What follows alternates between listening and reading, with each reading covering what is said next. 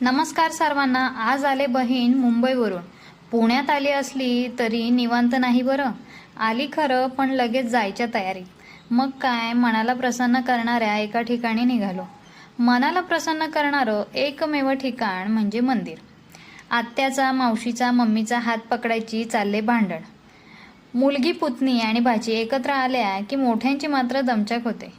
सर्वजणी हात पकडून एकाच रांगेत निघालो। मंदिराच्या बद्दल शब्दात काय मांडणार। सुख सुख आणि फक्त सुख।